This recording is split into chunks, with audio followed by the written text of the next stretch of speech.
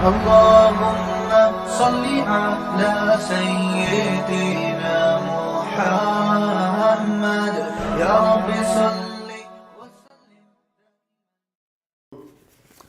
بسم اللہ الرحمن الرحیم نحمدہ ونصلی علی رسولہ الکریم. تفسیر کے آج کے لیکچر میں سورہ بقرہ کا رکوع نمبر 39 یعنی 39 اور تیسرے پارے کا رکوع نمبر 7 یعنی 7. اس رکوع کا لفظی ترجمہ بھی ہو چکا ہے, مختصر گرامر بھی ہو چکی ہے, اور اس رکوع کی کافی حد تک تفسیر بھی ہو چکی ہے. تو جہاں سے تفسیر باقی تھی انشاءاللہ وہاں سے میں شروع کرتا ہوں. یہ جو آیت کا یہ والا حصہ ہے کہ ذالکم اقسط عند اللہ واقوم للشہادۃ وادنی الا ترتابوا, یہاں سے آیت کی تفسیر ہماری چل رہی تھی, تو میں اسی تفسیر کو یہیں سے کنٹینیو کرتا ہوں. تو اللہ نے فرمایا کہ ان معاملات کو لکھا بھی کرو اور گواہ بھی بنایا کرو. تو اس کا فائدہ کیا ہوگا؟ یہ کام اللہ کے نظر میں زیادہ انصاف کے زیادہ قریب ہے, اس سے ایک دوسرے پہ ظلم نہیں کر سکو گے. اقوم للشہادتی, شہادت اس سے زیادہ سیدھی رہے گی, یعنی گواہ بھی ٹیڑھی میڑھی باتیں نہیں کریں گے, ان کو بھی ڈر ہوگا کہ بھائی ریٹن میں بھی ہے تو, اور ان کو یاد بھی رہے گا, نہ بھولے سے غلطی کریں گے نہ جان کر غلطی کریں گے. وَأَدْنَىٰ أَلَّا تَرْتَابُوا, اور اس بات کے زیادہ قریب ہے کہ تم شبہ بھی نہیں کرو گے, ایک دوسرے کے بارے میں وسوسوں میں مبتلا نہیں ہوگے. إِلَّا أَن تَكُونَ تِجَارَةً, ہاں اگر کوئی ایسی تجارت ہے حاضرةً جو حاضر ہے, حاضر کا مطلب دین والا معاملہ نہیں ہے, تُدِيرُونَهَا بَيْنَكُمْ, جس کو تم آپس میں صبح شام گھماتے رہتے ہو. صبح شام جیسے اب کسٹمر کی لائن لگی ہوئی ہے, 1 کلو دودھ دے دو, 2 کلو دودھ دے دو. اب یہ تھوڑی کہ ہر آدمی بیٹھ کے لکھ رہا ہوگا اس کو میں نے 1 کلو دودھ دیا اور 50 روپے اس سے میں نے لے لیے ہیں, ریٹرن میں لائے اور 2 گواہ لائے, تو پھر تو ظاہر ہے سارا دن میں 4-5 آدمیوں کو ہی دودھ بیچ سکے گا, اور وہ گواہ بھی پھر بھاری تنخواہیں لینا شروع کر دیں گے اس سے. تو اللہ نے فرمایا اگر کوئی اس طرح کی تجارت ہے فَلَيْسَ عَلَيْكُمْ جُنَاحٌ, تو پھر تم پر کوئی حرج نہیں ہے, اللہ تکتبوها, کہ تم اس کو مت لکھا کرو. وَأَشْهِدُوا إِذَا تَبَايَعْتُمْ, لیکن جب بھی تم خرید و فروخت کا معاملہ کرو تو گواہ بنا لیا کرو. یہ بھی مستحب حکم ہے کہ جو ایسا معاملہ جو خاص طور پہ بڑے معاملات ہوتے ہیں اگرچہ ادھار نہ ہو لیکن اس میں گواہ بنا لینا بہرحال ایک مستحب عمل ہے. جیسے آپ نے 1 کروڑ کی گاڑی بیچی, اگرچہ 1 کروڑ فوراً لے لی اور گاڑی دے دی, تو ایسے بڑے معاملات میں تبایعتم کہ بیع و شراء جب ہو رہی ہے تو اس میں گواہ بن جانا چاہیے. بے شک لکھو نہیں اس میں, لیکن کم از کم آخری درجہ یہ کہ گواہ اس میں ہونے چاہیے, کیونکہ اس میں یہ اچھا اس میں اللہ نے یہ نہیں فرمایا کہ یہ لکھو چاہے معاملہ چھوٹا ہو یا بڑا, اس لیے کہ یہ والا لکھنا جو ہے نا بڑے معاملات میں تو ہوگا, چھوٹے معاملات میں نہیں ہوگا. جبکہ ادھار میں اللہ نے کیا فرمایا, معاملہ چھوٹا ہو یا بڑا ہو دونوں کو لکھو, کیونکہ اس میں چھوٹے معاملے میں بھی گڑبڑ, کیونکہ ابھی فوراً پیمنٹ ہو نہیں رہی ہے, یہاں تو فوراً پیمنٹ ہوئی تو وہ اپنے گھر یہ اپنے گھر, اس میں لڑائی کا اتنا خطرہ نہیں ہوتا. اس لیے اس میں اللہ نے یہ نہیں کہا کہ چھوٹے ہوں معاملات یا بڑے ہوں بہرحال لکھو, بلکہ اس میں اللہ نے کہا کہ لکھ لو, گواہ بنا لو, بے شک نہ لکھو مگر گواہ بنا لو. تو یہ ہماری ثوابدید پر ہے کہ معاملہ اگر بڑی نوعیت کا ہے تو ہمارے لیے بہتر ہے کہ ہم اس میں گواہ بنا لیں. آگے اللہ نے ایک اصول اور ضابطہ بیان کیا, وَلَا يُضَارَّ كَاتِبٌ وَلَا شَهِيدٌ. ایسا معلوم ہوتا ہے کہ اللہ تعالیٰ ہمارے ملک کی حالت کو دیکھ رہے ہیں اور اللہ کو پتہ ہے کہ گواہی دینے والے کو بھی بم دھماکے سے اڑا دیا جاتا ہے, اور جو منشی بیٹھ کے معاملات لکھ رہا ہوتا ہے اس کو بھی دھمکیاں دی جاتی ہیں کہ جیسے جیسے ہم لکھوا رہے ہیں ویسے ویسے لکھو. تو اس لیے اللہ نے فرمایا کہ کوئی بھی معاملہ جس میں 2 اہم قسم کے جو ہے وہ افراد ہوتے ہیں, ایک اس معاملے کو ریٹن فارم میں لانے والا, اس کی بڑی ویلیو ہوتی ہے کیونکہ انہی ڈاکومنٹ کی بیس پر آپ کے سارے معاملات ہوتے ہیں. دوسرا گواہ بننے والا. تو اللہ نے فرمایا کہ گواہوں کو بھی نقصان پہنچانے کی اجازت نہیں ہے اور نہ لکھنے والے کو نقصان پہنچانے کی اجازت ہے. اور آج ہوتا ہے یہ کہ گواہی دیتے ہوئے ڈرتے کیوں ہیں, ان کو پتہ ہے ہم نے فلاں پارٹی کے خلاف گواہی دی تو فلاں پارٹی کے لوگ ہمیں قتل کر دیں گے, ماریں گے, دشمنیاں ہوں گی. تو اس لیے اللہ نے فرمایا کہ ان کو نقصان پہنچانے کی اجازت نہیں ہے. وَإِن تَفْعَلُوا, اگر تم یہ کام کرو گے فَإِنَّهُ فُسُوقٌ بِكُمْ, تو یہ تمہارے ساتھ ایک فسق ہوگا, گناہ ہوگا بہت شدید. بکم, تمہارے ساتھ چپک جائے گا یہ گناہ. تو چپکنے کا مطلب یہ کہ پکے گناہ گار بن جاؤ گے. علماء نے اسی آیت سے استدلال کیا ہے کہ اس سے پہلے اللہ نے یہ نہیں فرمایا کہ نہیں لکھو گے تو گناہ گار ہوگے, تو وہ تو مستحب حکم ہے, لیکن کاتب کو نقصان پہنچانے کی کوشش کرنا, گواہ کو نقصان پہنچانے کی کوشش کرنا, یہ بہر صورت حرام اور گناہ کبیرہ ہے. واتقوا اللہ, اور اللہ سے ڈرو, کیونکہ اگر اللہ کا خوف نہیں ہوگا نا تو کاتب کو بھی نقصان پہنچاؤ گے اور جو گواہی دینے والا ہے اس کو بھی نقصان پہنچاؤ گے، کیونکہ دنیا کا کوئی لا ایسا نہیں ہے جو آپ کو اس عمل سے روک لے، کیونکہ لا جو ہے نا اور انسان جو ہے اس کی صلاحیتیں محدود ہوتی ہیں. جج کو نہیں پتہ ہوتا سب کچھ، جج خود بھی بک جاتا ہے بعض دفعہ. جج تو گواہی پر فیصلہ کرے گا نا، جب گواہوں کو دھمکی ہے تو وہ گواہ صحیح گواہی کہاں دیں گے؟ تو دنیا میں 100% انصاف ممکن نہیں ہے. تو اس لیے اللہ نے فرمایا اگر تم گواہ کو یا کاتب کو نقصان پہنچانے کی کوشش کرو گے تو سمجھ لو اللہ سے ڈرو، کیونکہ وہ اللہ تمہیں زیادہ نقصان پہنچائے گا. اور وَيُعَلِّمُكُمُ اللَّهُ، اللہ تمہیں سکھا رہا ہے، معاملات کرنا سکھا رہا ہے. عرب کے بدوؤں کو جو لکھنا پڑھنا نہیں جانتے تھے ان کو ایگریمنٹ کرنا اللہ سکھا رہا ہے. تو اس سکھائے ہوئے کی قدر کرو، یعنی اللہ خود تمہیں سمجھا رہا ہے کہ کیا کیسے معاملات لے کے چلنے ہیں تم نے. تو اس کے شکر کا تقاضا یہ ہے کہ ان احکامات کو فالو کرو. واللہ بکل شیء علیم، اور اللہ ہر چیز کو جانتا ہے. یہ اللہ نے اس لیے فرمایا کہ آپ یہ کہہ سکتے ہو کہ میں زیادہ معلومات رکھتا ہوں، یہ اللہ کے احکام میری سمجھ میں نہیں آ رہے، خام خواہ میں لکھو، اور ہم تو ایک دوسرے پر ٹرسٹ کرتے ہیں، اعتماد کرتے ہیں، میں کیا ضرورت ہے لکھنے کی. اور اصل میں تو جیسے آپ نے ڈائلاگ دیکھے ہوں گے نا آج کل لوگوں، اصل میں تو انسان کا دل صاف ہونا چاہیے، اصل میں تو انسان کی زبان صاف ہونی چاہیے، اصل میں تو یہ ہونا چاہیے. بیوی مہر مان لے تو اس کو کنجوس کہا جاتا ہے. وہ کہ اچھا شوہر بیوی کو مہر دے اور وہ اسٹیمپ پیپر پہ لکھ لے کہ میں نے تمہارا مہر دے دیا، اس پہ سائن کر دو، تو بیوی کہتی ہے کیا مجھ پہ اعتماد نہیں ہے آپ کو؟ تو سب جگہ ایسی باتیں چل رہی ہیں. تو اللہ فرماتے ہیں اللہ جانتا ہے، تم نہیں جانتے، اللہ کو زیادہ پتہ ہے. تو جیسے جیسے کہا جا رہا ہے ایسے ایسے تمیز سے کام کر لیا کرو.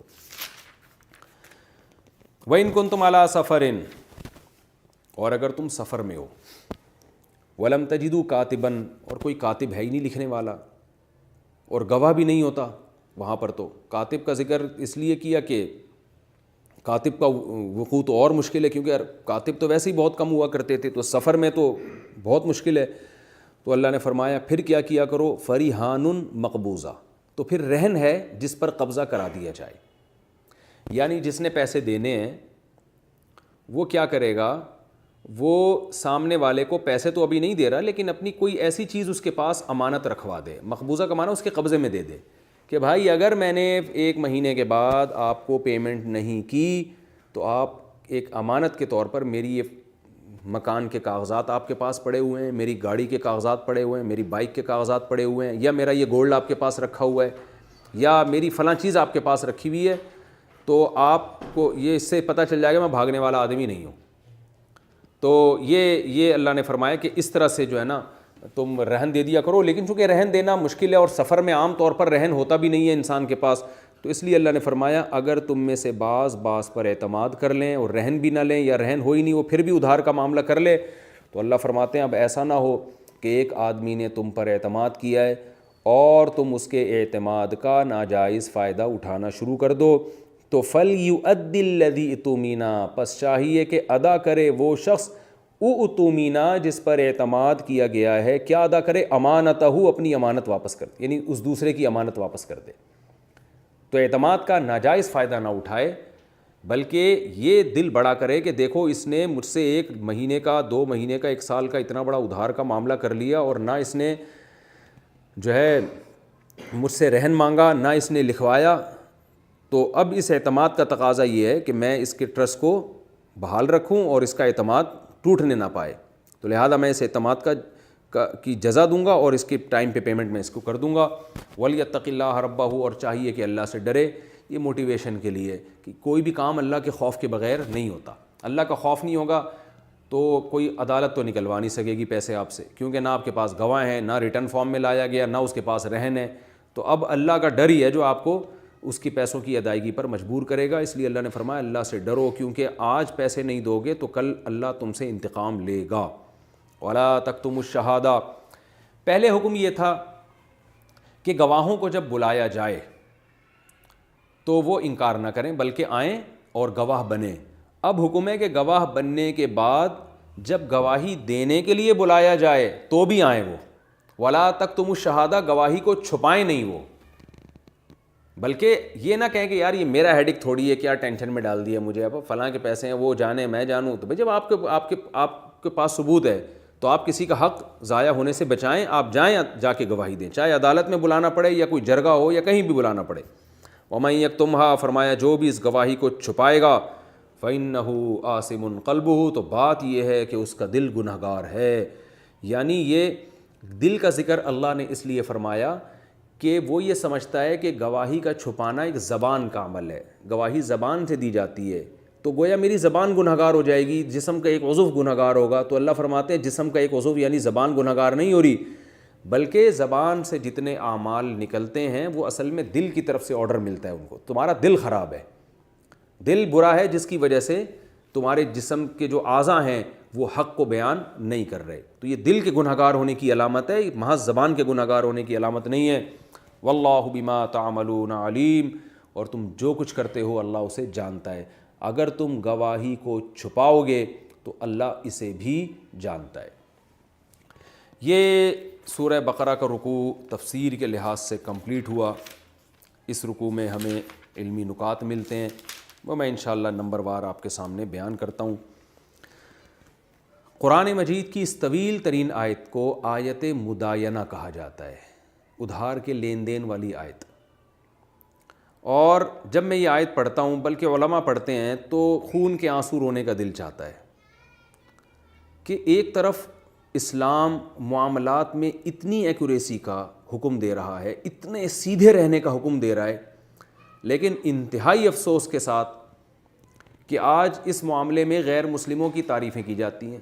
جاپان والے معاملات میں ایک نمبر ہوتے ہیں، امریکہ میں انگریز سے آپ معاملہ کرو ایک نمبر ہی کرے گا، پاکستانی سے کرو، انڈین سے کرو، 2 نمبر ہوگا. وہ وجہ کیا ہے اس کی کہ ہم اسلام کا صرف ایک جو حصہ ہے نا، حج، عمرہ، نماز، روزے، اس کو فوکس کرتے ہیں. معاملات میں صفائی، کسی کا حق ہم نہ کھائیں اور اس کو معاملات کو کلیئر کریں، ریٹن فارم میں آنے چاہیے، اس طرف ہماری توجہ ہی نہیں ہے. بلکہ اس میں اگر کوئی زیادہ چلتا ہے نا تو اس کو بے دین سمجھا جاتا ہے، اس کو سمجھا جاتا ہے یہ اعتماد نہیں کر رہا میری زبان پہ، یہ مجھے 2 نمبر سمجھتا ہے، اس لیے سارا معاملہ ایسا ہی چل رہا ہے. تو پہلا ہمیں علمی نقطہ یہ پتہ چلتا ہے کہ اسلام میں معاملات کو لکھنے کی، اس پہ گواہ بننے کی، معاملات میں کو کلیئر رکھنے کی بے انتہا اہمیت ہے کہ اللہ نے سب سے طویل ترین آیت میں پورا مضمون ہی اسی پر بیان کیا اللہ تعالیٰ نے. تو پہلا حکم تو ہمیں اس بارے میں یہ پتہ چلتا ہے. دوسری بات ہمیں یہ پتہ چلتی ہے کہ کسی کا مال جان بوجھ کر کھانا تو حرام ہے ہی. کسی کا حق دبانا، پورا حق کیا، تھوڑا سا بھی حق دبانا.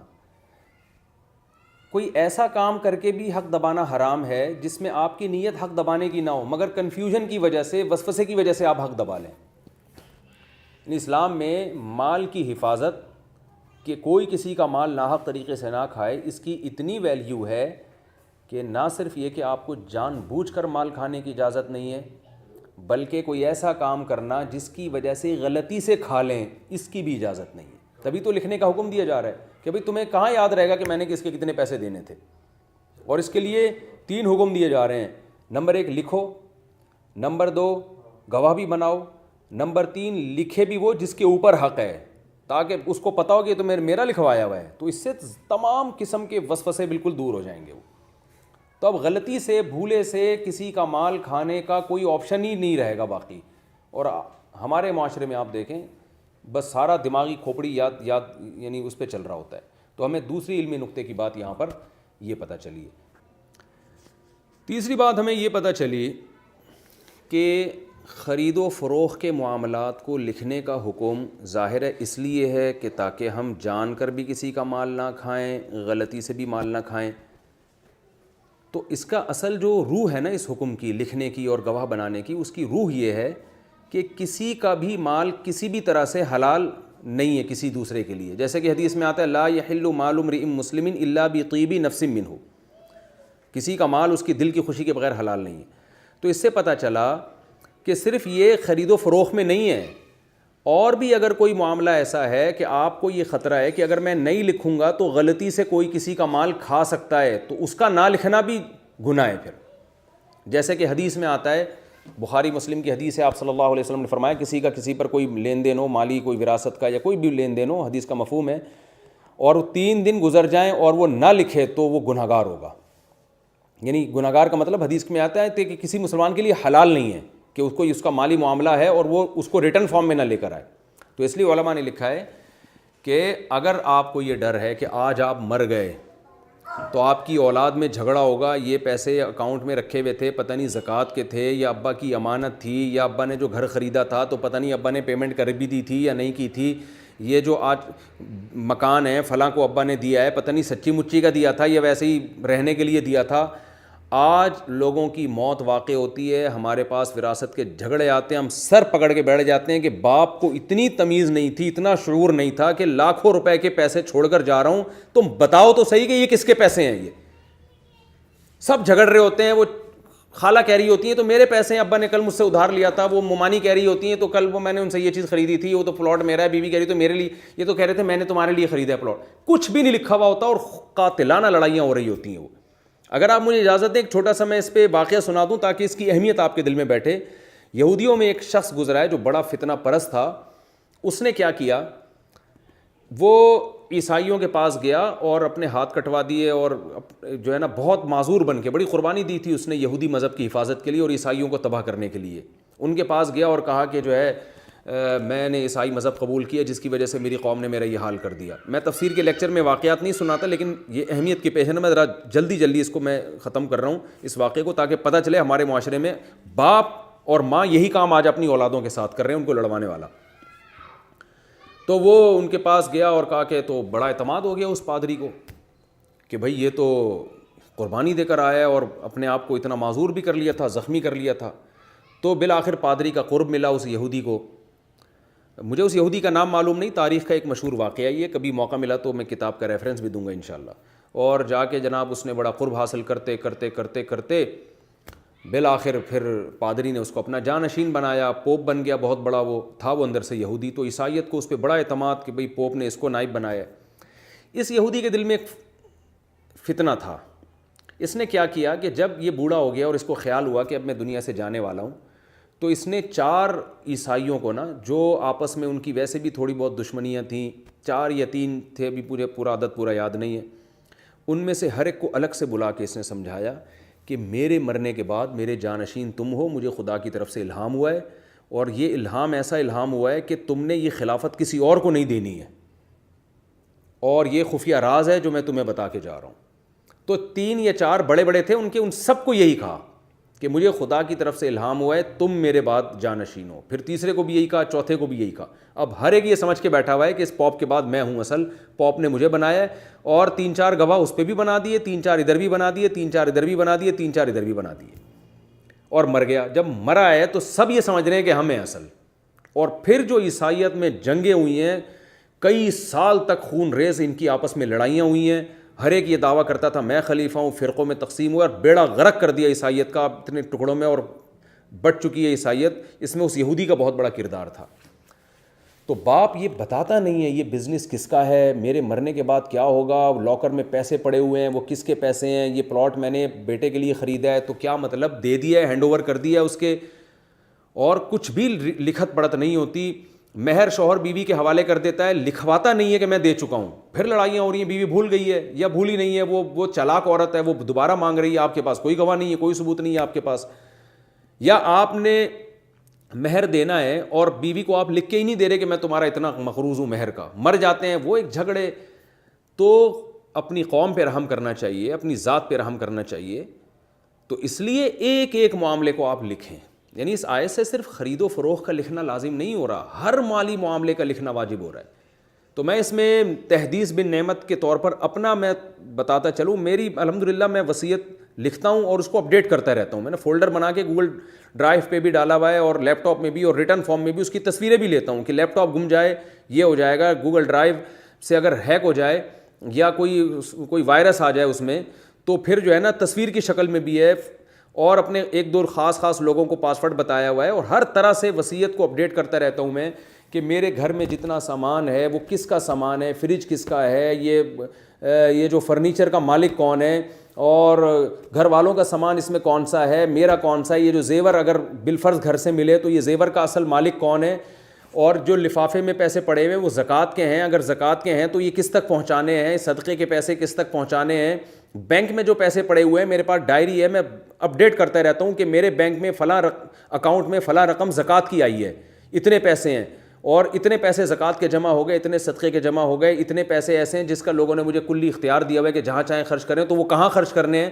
ایک ایک چیز, میرے ذاتی رقم اس میں اتنی ہے, ایک ایک چیز الحمدللہ. میں اس لیے کہ ہم نے جن بزرگوں سے ہمارا تعلق تھا وہ اس کا بہت زیادہ اہتمام کیا کرتے تھے کہ مالی معاملات میں آپ کو ذرا بھی کوئی ایسا کام نہیں کرنا جس سے آپ کنفیوژن میں پڑ جائیں. کیونکہ اگر آپ لکھیں گے نہیں اور آپ نے کہا میرے اکاؤنٹ میں پیسے پڑے ہوئے ہیں, دل میں یاد رکھا ہوا ہے کہ اتنے 50,000 فلاں کے ہیں, 50,000, تو تھوڑی یاد رہتا ہے انسان کو, کھوپڑی اس کی گھومتی رہتی ہے ہر وقت, خود بھول جاتا ہے انسان. اور آج آپ صحیح ہیں, خدا نخواستہ کل فالج ہو سکتا ہے آپ کو, خدا نخواستہ کل آپ کی یاداشت خراب ہو سکتی ہے. ایسے میرے پاس کئی کیس آئے ہیں, ابا اچھے بھلے تھے, اب یاداشت چلی گئی ان کی, اب ان سے پوچھ رہے ہیں ابا یہ پیسے کس کے ہیں, یہ پلاٹ کی قیمت آپ نے ادا کر دی تھی نہیں کی تھی, کیا ہے, ابا کو پتہ ہی نہیں. اب ایک لڑائیاں ان میں شروع ہیں. چند دن پہلے ایک واقعہ سامنے آیا, ایک صاحب نے 1 کروڑ روپے کا پلاٹ خریدا ہے, انہوں نے پیمنٹ کی اور پیمنٹ کی کوئی ریٹرن میں نہیں لے کر آئے اس کو, کیونکہ وہ ادھار پہ نہیں تھا, کیش پیمنٹ تھی. تو انہوں نے کہا کہ لکھنے کی کیا ضرورت ہے, جیسے قرآن نے کہا نا کہ اگر ادھار معاملہ نہیں ہو رہا, حاضر سودا ہو رہا ہے تو لکھو اس کو, نہیں لکھ سکتے کم از کم گواہ بناؤ. انہوں نے کوئی گواہ نہیں بنائے, کیونکہ بھائی سامنے والا بھی فٹ فاٹ ہے, اور ایک کروڑ سے بھی میرا خیال ہے زیادہ رقم تھی, 1.5 یا 2 کروڑ روپے کی رقم تھی, یہ انہوں نے دی اس کو. اللہ کی قدرت, جس سیٹھ نے لی وہ 2 نمبر آدمی نہیں تھا, لیکن اس کو ہارٹ اٹیک ہوا, وہ مر گیا. جب مر گیا تو یہ گئے 2-4 دن کے بعد اس کے وارثوں سے کہا کہ بھائی انہوں نے 1 کروڑ روپے کی میں نے ان کو پیمنٹ دی ہے, اور یہ پلاٹ میں خرید چکا ہوں ان سے, تو جو ہے یہ, اور پلاٹ تو قبضہ نہیں ملا, میرے نام بھی نہیں ہوا, کیونکہ ظاہر ہے نام میں ٹائم لگتا ہے, تو یہ پلاٹ کا اصل مالک تو میں ہوں. تو وہ وارثوں نے انکار کر دیا. انہوں نے بولا کیا ثبوت ہے آپ کے پاس, تو اور وہ اب ڈپریشن میں چلے گئے کہ 1 کروڑ روپے ساری زندگی کی کمائی تھی وہی ڈوب گئی ہے. تو غلطی کس کی ہے, غلطی وہ کر رہے ہیں جو قرآن و سنت کے احکام کو فالو نہیں کر رہے. تو اپنے معاملات میں تمام معاملات کو ریٹرن میں لے کر آئیں, اور اس میں تعلق داری اور رشتہ داری کو نہ دیکھا کریں کہ میری بیوی اور ہم میں تو کوئی فرق ہی نہیں ہے, کہ ہم تو ایک ہی ہیں تو لکھنے کی کیا ضرورت ہے. آپ ابھی ایک ہیں, کل بگڑ بھی سکتے ہیں, اور سب سے بڑی بات دونوں میں سے ایک مر گیا تو پھر بڑے مسائل کھڑے ہو سکتے ہیں. تو اس لیے اس میں ہمیں ایک علمی نقطے کی بات یہ پتہ چلتی ہے کہ ہر معاملے کو ہمیں لکھنا چاہیے, اپنے لیے, اپنی اولادوں کے لیے, اپنے دوست احباب کے لیے, تاکہ خود بھی کوئی کنفیوژن نہ ہو, وسوسے پیدا نہ ہو. میں جب کسی سے کوئی لین دین کا معاملہ کرتا ہوں تو بہت زیادہ ایکوریسی کا اس میں معاملہ کرتا ہوں, اور اگر میں نہیں لکھ رہا تو پھر میرے ذہن میں یہ ہوتا ہے کہ اگر کھا بھی گیا تو کوئی حرج نہیں. پھر میں ذہنی طور پر اس کے لیے تیار ہوتا ہوں کہ یہ اتنا دیانتدار ہے کہ یہ یا تو خود لکھ رہا ہوگا, نہیں لکھ رہا ہوگا تو یہ کھا جائے بھلے یہ پیسے. یعنی میرے دل میں صدقے کی پہلے سے نیت ہوتی ہے پھر کہ یار یہ پیسے مجھے چاہیے ہی نہیں, تو یا تو اتنا بڑا دل رکھیں, ورنہ نہیں ہے تو پھر آپ جو ہے وہ, اور ظاہر ہے چھوٹی موٹی رقموں میں آدمی یہ کر لیتا ہے, تو بڑی رقم میں تو ہر آدمی لکھتا ہے, ہم بھی لکھتے ہیں. تو اس لیے اس معاملے میں بہت زیادہ ایکوریسی ضرورت ہے. ہمیں ان ایک بہت اہم علمی نقطے کی بات پتہ چلتی ہے. تیسری بات جو ہمیں اس رکوع میں پتہ چلتی ہے وہ ہے لکھنے کہ لکھنا جو ہے یہ ایک فن ہے. قرآن مجید نے لکھنے کی فضیلت, یعنی جن لوگوں کو لکھنا آتا ہے نا, اس کی فضیلت کو بیان کیا ہے کہ اللہ نے فرمایا کہ کما علمہ اللہ, کہ کاتب کو چاہیے کہ انکار نہ کرے, اس لیے کہ اللہ نے اس کو سکھایا ہے.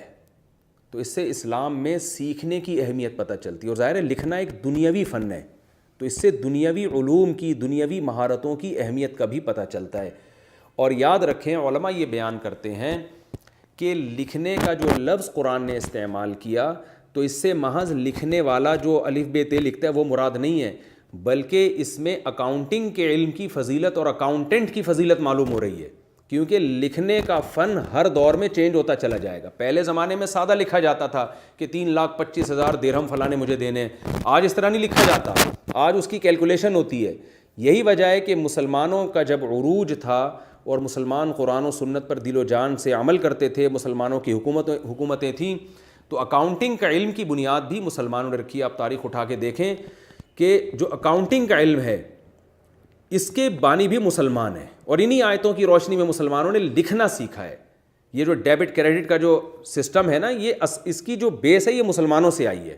آپ تاریخی کتابیں اٹھا کے دیکھیں گے تو گورے خود اس کے معترف ہیں کہ یہ جو شیٹ پہ کہ کتنا آیا کتنا گیا، بچت کتنی ہوئی، ان کو خاص طریقے سے لکھنا اور یہ اس فن میں مہارت حاصل کرنا، اس کی بیس بھی مسلمانوں نے رکھی اور انگریزوں نے مسلمانوں سے یہ علم لیا جس کو آج یہاں تک پہنچایا. تو لکھنے میں صرف دیسی طریقے سے لکھنا مراد نہیں ہے، کیونکہ اس زمانے میں اتنا لکھنا کافی تھا. تو جیسے جیسے اس فن نے ترقی کی ہے تو آج کاتب کے مفہوم میں صرف وہ شخص داخل نہیں ہے جو الف ب ت یا ABCD لکھنا جانتا ہو، بلکہ لکھنے کا مطلب یہ ہے کہ وہ اکاؤنٹنٹ جو شماریات کے علم کو جانتا ہو، اکاؤنٹنگ کے علم کو جانتا ہو، وہ چھوٹے اور بڑے سودوں کو ضبط کرنا جانتا ہو. کیونکہ ایک لاکھوں کروڑوں کا بزنس ہو رہا ہے، صبح و شام ہزاروں ٹرانزیکشن ہوتی ہے، تو ان ٹرانزیکشن کو لکھنا اور اس میں سافٹ ویئر بنانے والے بھی داخل ہیں. ایسے لوگ جو کمپیوٹر میں ایسے سافٹ ویئر بنائیں جس سے خرید و فروخت کے معاملات میں ایکوریسی ہو سکے، وہ سافٹ ویئر بنانے والے بھی اس آیت میں داخل ہیں. کیونکہ قرآن جزیات بیان کرتا ہے، میں بار بار آپ سے بتاتا ہوں کہ ان جزیات کے ضمن میں اصل میں اصول اور ضابطے بیان کر رہا ہوتا ہے.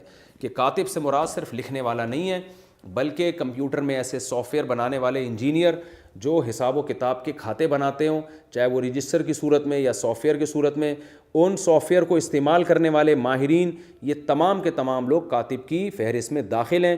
تو اللہ نے ان تمام کی فضیلت کو بیان کیا ہے. لہذا کرو اکاؤنٹنگ کا علم اس نیت سے کوئی شخص سیکھتا ہے کہ مجھ پر اللہ کا انعام ہوگا، اور قرآن نے معاملات میں جو ایکوریسی کا حکم دیا ہے تو میں اس علم کے ذریعے معاملات کو سیدھا کر سکتا ہوں، اور لکھنے کے میں لوگوں کے ساتھ میں تعاون، چاہے میں اس کی تنخواہ لوں، بے شک اس میں جاب کے طور پر اس کام کو کروں، لیکن میرے اس عمل کی وجہ سے لوگوں میں نزاع نہیں ہوگا، آپس میں جھگڑا نہیں ہوگا، اور سب کو پتہ چلے گا. جیسے بینکوں میں ہوتا ہے، اسلامک بینکوں میں جتنی سینکڑوں ٹرانزیکشن ہو رہی ہے سب میں ایکوریسی ہوتی ہے. ظاہر ہے وہاں انجینئر بیٹھے ہوئے ہوتے ہیں، ماہرین بیٹھے ہوئے ہوتے ہیں. تو اگر کوئی اس نیت سے اکاؤنٹنگ کا علم سیکھتا ہے، بلکہ CA کرتا ہے، اگر وہ اس نیت سے چارٹرڈ اکاؤنٹنٹ بنتا ہے، وہ اس نیت سے کہ دنیا میں بڑے پیمانے پر جو خرید و فروخت کے معاملات ہو رہے ہیں تو میں یہ علم سیکھوں گا تاکہ معاملات میں ایکوریسی پیدا ہو، اور دیانتداری سے میں یہ علم کو لکھوں اور جو ہے تاکہ لوگوں میں جھگڑا نہ ہو، تو یہ بھی اس آیت کے تحت داخل ہے. اللہ نے اس کی بھی فضیلت بیان کی ہے. کما علمہ اللہ، اس علم کی نسبت اللہ نے اپنی طرف کی ہے کہ میں نے تمہیں یہ سکھایا ہے. حالانکہ کاتب تو خود سیکھتا ہے بیچارہ محنت کر کے، لیکن اس سیکھنے کی صلاحیت جو دماغ میں رکھی ہے اور وسائل جو پیدا کیے وہ اللہ نے پیدا کیے ہیں. تو اللہ اس علم کی نسبت اپنی طرف کر رہا ہے، تو ظاہر ہے اللہ کسی بری چیز کی نسبت اپنی طرف نہیں کرے گا. تو اس آیت کی روشنی میں ہمیں اکاؤنٹنگ کے علم کی اور لکھنے کے علم کی فضیلت معلوم ہوتی ہے. قلم کی فضیلت ہمیں معلوم ہوتی ہے سورہ علق سے. اقرأ وربک الاکرم الذی علم بالقلم، اس رب کے نام کے ساتھ پڑھیے جس نے قلم کے ذریعے سکھایا. اور قلم کے ذریعے علم حساب اور علم شماریات، اس کی فضیلت ہمیں اس آیت سے معلوم ہوتی ہے کہ لکھنا بھی ایک فن ہے جو اللہ کی طرف سے عطا کیا جاتا ہے، اور یہ ایک فضیلت والا علم ہے. اچھا، اس آیت میں ہمیں لکھوانے کی فضیلت بھی معلوم ہوتی ہے کہ ہر آدمی لکھوانے کا اہل بھی نہیں ہوتا، کیونکہ ہمارے پاس تو ریٹن تحریریں آتی رہتی ہیں، لوگ پوچھ کیا رہے ہوتے ہیں، نکل کیا رہا ہوتا ہے ان کے منہ سے. تو پتہ یہ چلا کہ لکھوانا یہ بھی ایک فن ہے. اس لیے اللہ نے فرمایا کہ ہر آدمی لکھوانے کی صلاحیت نہیں رکھتا، وہ کچھ کا کچھ لکھوا دے گا. تو لکھوانا بھی ایک فن ہے، لکھوانا بھی ایک ایبلٹی ہے. تو اپنے بچوں کو اس کی بھی صلاحیت پیدا کرنی چاہیے کہ وہ کسی بات کو بہترین انداز سے لکھوا سکیں، بیان کر سکیں، تاکہ ان کا حق کوئی مار نہ سکے اور دوسروں کے لیے بھی وہ کام کر سکیں.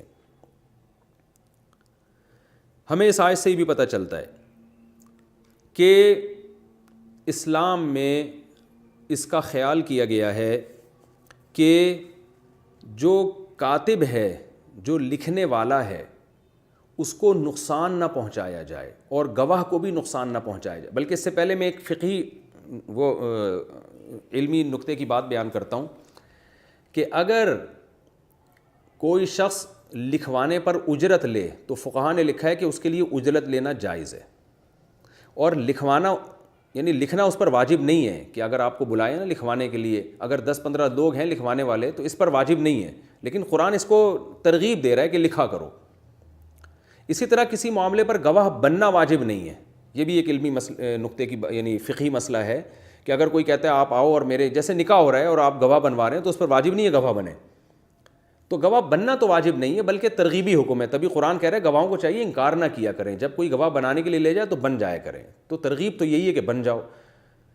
لیکن جب گواہ بن گئے تو پھر گواہی دینا اگر ضرورت پڑے تو پھر واجب ہے. پھر آپ انکار نہیں کر سکتے وہاں پہ.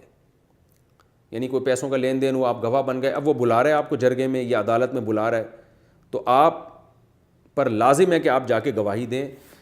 اس میں ہمیں کیا پتہ چلتا ہے کہ دوسروں کے معاملات میں اتنی کنارہ کشی اختیار کر لینا کہ ایک کا حق برباد ہو رہا ہے اور آپ کہہ چکے ان کا معاملہ ہے, مجھے کیا پڑی ہے بھائی, ان کو لڑنے دو آپس میں, مجھے کیا پڑی ہے. ایسا نہیں ہے بھائی, آپ انسان ہیں, انسانیت کے ناطے آپ کو چاہیے کہ اگر آپ کی وجہ سے کسی کا حق ضائع ہونے سے بچ رہا ہے تو آپ پر لازم ہے کہ آپ جائیں, کیونکہ قرآن کہہ رہا ہے وَمَن یکتمھا, جو گواہی کو چھپائے گا اس کا دل گناہ گار ہے. اس میں صاف اللہ نے بتا دیا کہ گواہی کو چھپانا حرام ہے. ہاں فقہا نے یہ بیان کیا ہے کہ اگر گواہ کو یہ ڈر اور خوف ہو کہ میں نے گواہی اگر نہیں دی تو میں نے گواہی اگر دے دی تو مجھے قتل کر دیں گے یا میرا کوئی مجھے معذور بنا دیں گے یا بہت زیادہ ٹارچر کریں گے, تو پھر مجبوری میں اس کے لیے گواہی چھپانا جائز ہے. تو اس صورت میں گناہ گار نہیں ہوگا. عزیمت تو یہ پھر بھی گواہی دے. اس پر پھر کوئی اعتراض نہ کرے کہ اس کے گواہی چھپانے سے دوسرے کا نقصان ہو رہا ہے, تو بھائی پہلے اپنے نقصان سے بچانا انسان پر واجب ہے. پھر اس صورت میں گناہ اس کو ہوگا جو اس گواہ کو دھمکیاں دے رہا ہے. تو یہاں بھی اللہ نے بیان کر دیا کہ جو گواہ ہیں ان کو نقصان نہ پہنچاؤ اور ان کو بھی جو ہے نا ان کو سیکیورٹی دینا یہ بھی حکومت کی بھی ذمہ داری ہے, عام لوگوں کی بھی ذمہ داری ہے. تو گواہ کو کسی طریقے سے آپ نقصان نہیں پہنچا سکتے, کاتب کو کسی طریقے سے نقصان نہیں پہنچا سکتے. اور ایک علمی نکتے کی بات یہ بھی پتہ چلتی ہے کہ اللہ نے کاتب کو حکم دیا کہ معاملات کو صحیح ایمانداری کے ساتھ لکھے. تو جتنے ہمارے اکاؤنٹنٹ ہیں جو گڑبڑ کر رہے ہیں کمپنیوں میں بیٹھ کے, کھاتے غلط بنا رہے ہیں, جو یہ بھی سارے اسی آیت کے تحت حرام کاری کے مرتکب ہو رہے ہیں. ایک انگریز نے بتایا, ہمیں پتہ چلا کہ جب امریکہ میں بینکوں کا دیوالیہ ہوا, کمپنیوں کا دیوالیہ ہوا, تو جو بات ان کے سامنے آئی وہ پتہ چلا کہ جتنے جو اکاؤنٹنٹ ہیں نا وہ سارے گڑبڑ کر رہے تھے, کمپنیوں کو غلط پروفٹ دکھا رہے تھے حالانکہ ہو نہیں رہا تھا. تو اس کی وجہ سے بہت سی کمپنیاں ٹھپ ہو گئیں. تو ان انگریزوں نے اعتراف کیا کہ مذہب جو ہے نا جو ہم نے اپنے معاشرے سے ختم کر دیا ہے, یہ بہت بڑا ہمارا نقصان ہوا, کیونکہ آخرت کا خوف اور اللہ کا خوف جب تک نہیں ہوگا تو لوگوں کو محض قانون کی زور سے آپ صحیح لکھت پڑھت پہ مجبور نہیں کر سکتے. تو یہ بڑی بڑی کمپنیوں میں بھی کرپشن ہوتی ہے ٹھیک ٹھاک طریقے سے. تو اس لیے اللہ نے فرمایا کہ اللہ سے ڈرو. کاتب کو چاہیے, اکاؤنٹنٹ کو چاہیے وہ بھی خدا کا خوف کرے لکھتے ہوئے. تو یہ جب تک مذہب معاشرے میں نہیں ہوگا انصاف نہیں ہو سکتا. جہاں دھاندلی کا موقع ملتا ہے لوگ دھاندلی کرتے ہیں. تو اس لیے اللہ نے جو اکاؤنٹنٹ ہیں, جو لکھنے والے ہیں, جو ان کو بھی حکم دیا ہے کہ وہ عدل و انصاف کے ساتھ لکھا کریں, وہ اس میں ڈنڈی نہ مارا کریں. اور پھر آگے رہن کے احکام ہیں. رہن کے بارے میں قرآن میں اللہ نے بتایا کہ رہن جو ہے وہ قبضے میں دے دیا کرو. تو اس کے بارے میں شرعی مسئلہ یہ ہے کہ جب آپ کسی سے رہن لیں گے شیورٹی کے طور پر تو رہن میں کو آپ استعمال نہیں کر سکتے. اگر آپ نے یہ شرط لگائی نا, مثال کے طور پر آپ نے بکری لے لی, ایک مثال دے رہا ہوں میں کہ بھائی 1,00,000 روپے مجھے چاہیے, جب تک نہیں تو تمہاری بکری میرے پاس ہے, تو بکری کا دودھ آپ پی نہیں سکتے کیونکہ پھر یہ سود ہو جائے گا. سود اس لیے ہو جائے گا کہ 1,00,000 آپ کو مل جائیں گے اور یہ دودھ آپ کا فری میں ہو جائے گا, تو یہ جائز نہیں ہے. تو اس کو آپ استعمال نہیں کر سکتے. اس کے جو پروفٹ ہے, نفع ہے, وہ سارا اس اصل مالک تک پہنچایا جائے گا. تو اس لیے رہن میں یہ شرط لگا دینا کہ آج لوگ کیا کرتے ہیں کہ 1,00,000 روپے کسی سے ادھار لی اور کہا جب تک میں ادھار واپس نہیں کرتا میرا یہ گھر تم استعمال کرتے رہو. تو یہ حرام ہے, کیونکہ گھر استعمال کرنا یہ سود ہو جائے گا. 1,00,000 روپے وہ ہے اور یہ گھر کا استعمال یہ غریبی ہو جائے گی, تو یہ حرام ہے, گناہ کبیرہ ہے, تو یہ بھی جائز نہیں ہے. تو اس لیے یہ بھی سود کی ایک قسم میں آتا ہے. تو رہن سے فائدہ نہیں اٹھایا جا سکتا, اس کی یعنی شرط لگا کے فائدہ اٹھانا حرام ہے. اور رہن میں پھر مسئلہ دوسرا یہ بھی ہے کہ جس نے آپ کی پیمنٹ 1 مہینے بعد نہیں کی تو پھر رہن کو بیچا جائے گا. تو رہن کو بیچ کے آپ اپنی پیمنٹ وصول کریں گے, اضافی جتنا ہے وہ آپ اس کو واپس کریں گے. یہ اس کا اصل مسئلہ, یعنی وہ اضافی پیسے بھی آپ رکھ نہیں سکتے. تو یہ بھی رہن کا حکم ہو گیا. تو یہ اسلام نے ہمیں احکام دیے ہیں, اگر ہم ان احکام پر عمل کرنا. اچھا, اس میں آخری علمی نقطے کی بات یہ کہ خواتین کو اللہ نے بتایا کہ 2 عورتیں اگر گواہ بنیں اور ان میں ایک بھول جائے تو دوسری اس کو یاد دلا دے. تو یاد رکھیں گواہی کا نصاب اسلام میں 2 مرد ہیں یا 1 مرد 2 عورتیں. اگر عورتیں ہی عورتیں ہیں تو وہ گواہ نہیں ہیں, یعنی ان کی حجت وہ ایک دلیل کے طور پر نہیں پیش کیا جا سکتا. مثال کے طور پر کسی کے گواہ میں 4 عورتیں نکاح بن جائیں تو نکاح نہیں ہوگا. کسی کے نکاح میں 4 عورتیں گواہ بن جائیں تو نکاح نہیں ہوگا. 1 مرد کا ہونا ضروری ہے گواہی کے نصاب میں. تو 2 عورتیں یا 2 مرد ہوں یا 1 مرد 2 عورتیں. اور اس میں یہ بھی پتہ چل گیا کہ عورت میں بھول چوک کا امکان زیادہ ہے. رہا یہ مسئلہ کہ یہ حقوق نسواں کہتے ہیں مرد اور عورت برابر ہیں، تو یہ مشاہدے کے خلاف ہے. عورت میں اللہ نے قوت مرد سے کم رکھی ہے، بازو میں قوت مرد سے کم ہے، بولنے میں قوت مرد سے کم ہے. تو یہ کیا بات ہے کہ دماغی قوت مرد سے زیادہ ہو؟ تو ساری قوتوں میں اللہ نے عورت کو کم پیدا کیا ہے. تو بھولنے کا، نسیان کا خطرہ اس میں مرد سے زیادہ ہے. ہاں اس کے خلاف کبھی کبھار ہو جاتا ہے کہ بعض عورتیں جیسے مردوں سے زیادہ طاقتور ہوتی ہیں، بعض مردوں سے زیادہ بہادر ہوتی ہیں. تو اس بات کا امکان ہے کہ بعض عورتیں مردوں سے زیادہ ذہین ہوں، وہ نہ بھولتی ہوں. لیکن قانون بعضوں کو دیکھ کے نہیں بنایا جاتا، قانون اکثریت کو دیکھ کے بنایا جاتا ہے. اس لیے اللہ نے ایک کے بجائے 2 عورتوں کی شرط لگائی ہوئی ہے اس میں. تو یہ ایک اس میں احکامات تھے جو میں نے آپ کے سامنے بیان کی. اللہ تعالیٰ سے دعا ہے کہ اللہ تعالیٰ ہمیں اس کے تقاضوں پر عمل کی توفیق عطا فرمائے. اگرچہ وقت ہمارا تھوڑا سا باقی ہے لیکن یہ رکوع ہمارا کمپلیٹ ہو گیا ہے، تو انشاءاللہ اگلے ایپیسوڈ میں اگلے رکوع کی طرف آؤں گا. وما علینا الا البلاغ.